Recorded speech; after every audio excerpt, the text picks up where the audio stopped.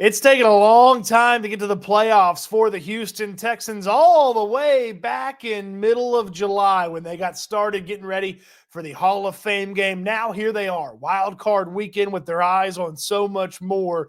But they got to get past the Los Angeles Chargers if they want more than just the home playoff game and wild card weekend. Man, this is a tough Chargers team coming to town. They got more wins than the Texans this season. If they were in the AFC South and the Texans were in the West, the Texans might not be in the playoffs. That's not the case, though. Texans are the AFC South champions by virtue of that. They're hosting the Chargers in this matchup. It's going to be a fun one. Let's figure out who's going to win. Let's figure out how the Chargers get it done, how the Texans get it done. Powered by my friends at BetUS.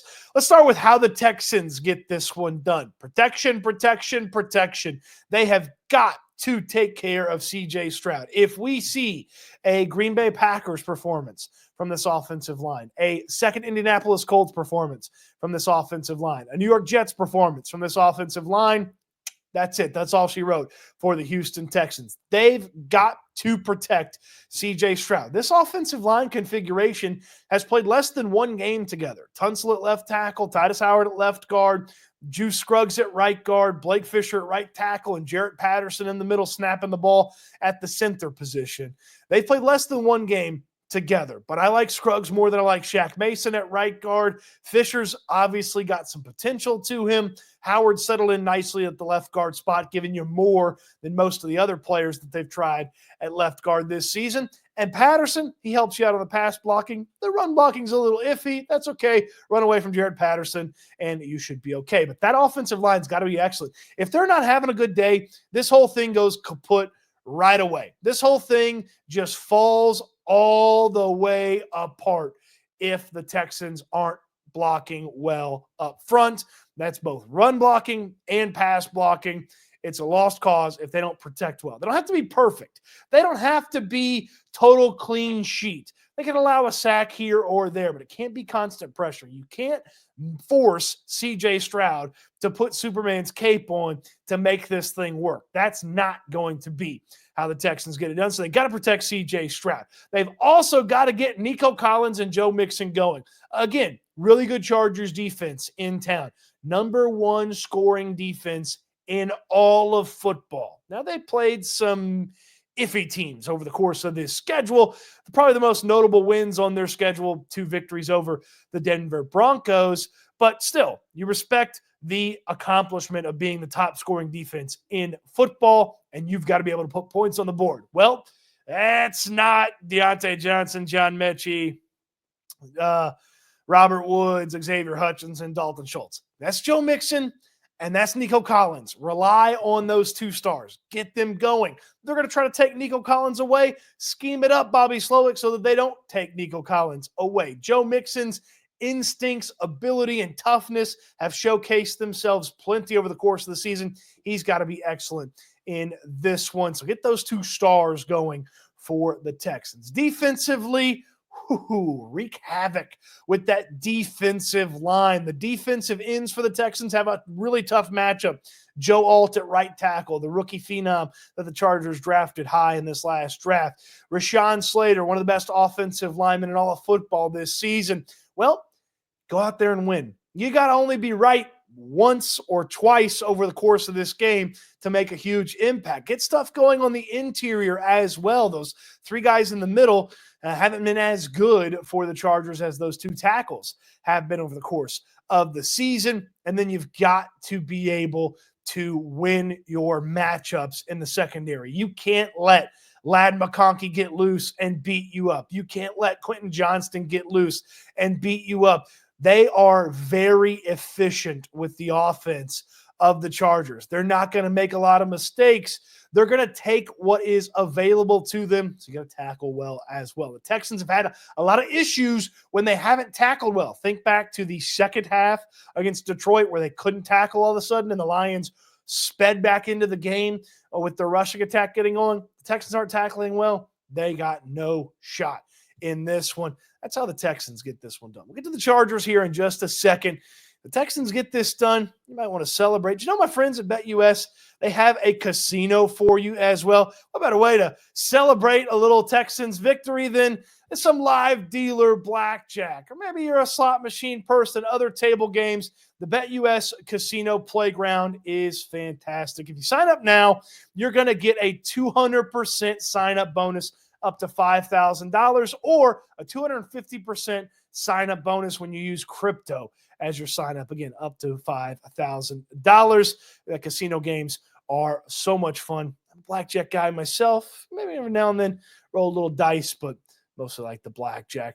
BetUS has that casino for you as well. Please make sure you game responsibly as well. How do the Chargers get this done? Well, it's kind of the inverse of everything we talked about with the Texans, but play your game. Dictate how things go. Come into the Texans' house and make the game operate the way you want it to operate. Slow, methodical, dink and dunk at times offense. Hit a big play to Quentin Johnston here or there. Control the tempo when it comes to the offense. 2 really good tackles. I mentioned it. Joe Alt, one of the 10 best rookie seasons over the past 4 seasons, according to Pro Football Focus. Rashawn Slater at left tackle. Best AFC offensive lineman, according to Pro Football Focus. Neutralize those pass rushers on the edge. Let Justin Herbert get back there, work, use his legs when he has to, when he does feel some pressure, and get the ball out there to McConkey and Quentin Johnston. The Texans have got a good secondary, but they're not going to be perfect on the day. And oh, by the way, that rushing attack, get the tough yards when you need it.